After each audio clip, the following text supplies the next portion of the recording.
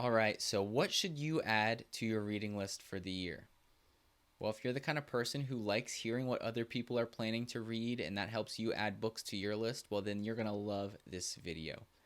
Last year was my greatest reading year ever, and I'm hoping that some of that momentum from last year will carry forward to this year, as I hope this year is also another great reading year. In this video, I'm going to share with you 5 books that I plan on reading, and I'm hoping that you'll be inspired and add some of these books to your reading list for the year. But just right from the beginning, I need you to know that all 5 of these books probably aren't going to be of interest to you. I have very unique tastes, and so I would be surprised if all 5 make it to your list for the year.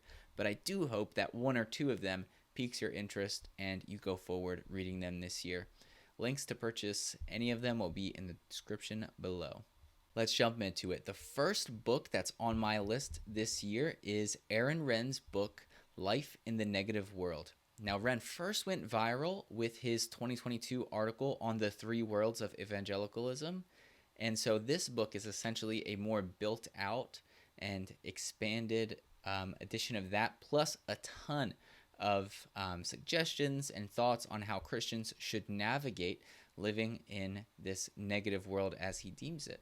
In a nutshell, Renn's thesis is that Christians, especially evangelical Christians in the United States, are going to find that being labeled a Christian is increasingly going to be a negative status symbol as opposed to a positive or even a neutral status symbol in the United States.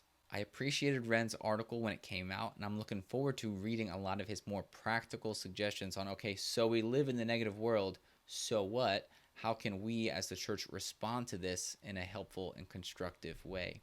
Renn is a unique thinker because he doesn't just write cultural analysis. He's got a pretty broad range of topics he writes on, and a lot of them line up with things I'm interested in. Even things as broad as urban development he writes on, and I find it to be really interesting. So I'm looking forward to reading this is the first book I think he's published, and I'm looking forward to getting into it. Second up is Respectable Sins by Jerry Bridges, and I think this book complements Life in the Negative World so well.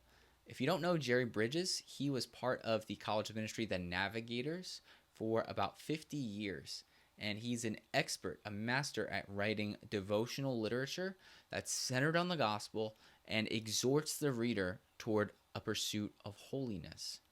And this book, Respectable Sins, is one that I've had recommended to me so many times over the years, and I simply have not made the time to read it. And so I figured, hey, new year, now is the time for me to finally read this amazing book.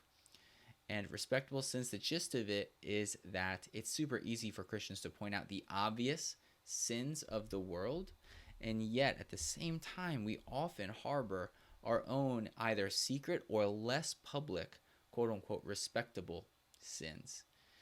The gossip and envy within the church, as well as coveting, may not be as visible as some of the other sins that exist, and yet they are equally as abhorrent to our ultimately holy Lord. And so we ought to take them very seriously. I'm hoping this book will inspire me in my walk with the Lord and ultimately draw me toward further pursuit of obedience to his commands. Third up is a book called Fulltime by David Bahnsen. Now, if you don't know David Bahnsen, he's the son of theologian Greg Bahnsen and the founder of a wealth management firm called the Bahnsen Group.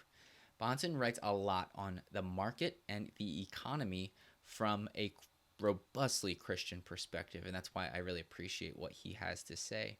In this book, Fulltime, he writes that he makes the actually extremely countercultural claim that work is indeed the meaning and the purpose of life, as we follow after the image of our Creator, the one who worked for 6 days to create the heavens and the earth.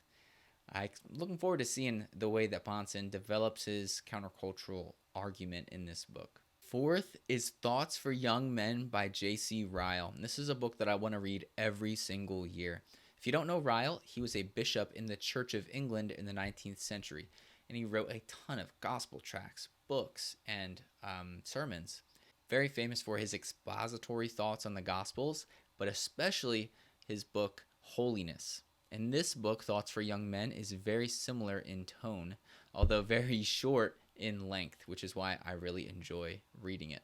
The thing I love most about this book, Thoughts for Young Men, is the way that Ryle inspires his reader to pursue obedience to the Lord today.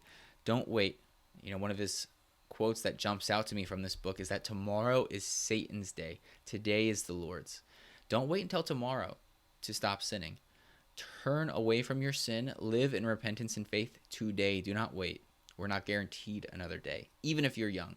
So the further I get away from being the young man that Ryle is writing to, I still enjoy reading this book, and I hope you do read it along with me this year. And the last book that's going to be included in this video is called Outgrowing the Ingrown Church. It's by a pastor named Jack Miller.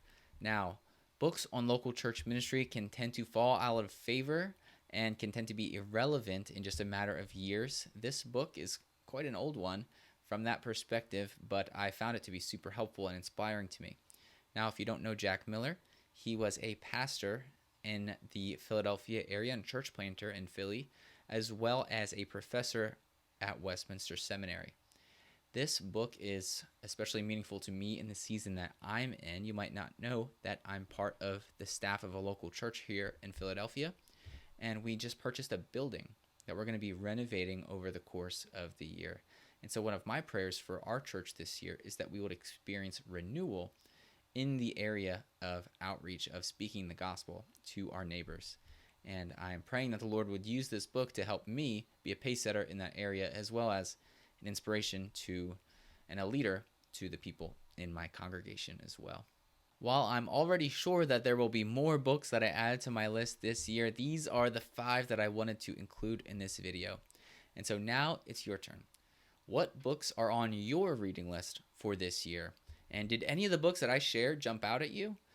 Well, if you're looking to read a systematic theology book this year, if this is the year you're saying to yourself, I'm finally going to tackle that systematic theology book, I made a video to help you decide which book might be a good fit for you. So you can check that out just right here by clicking the link on this video. And I encourage you, check it out. Read a systematic theology book this year. You will benefit from it. Thank you for watching, and I will see you in the next video.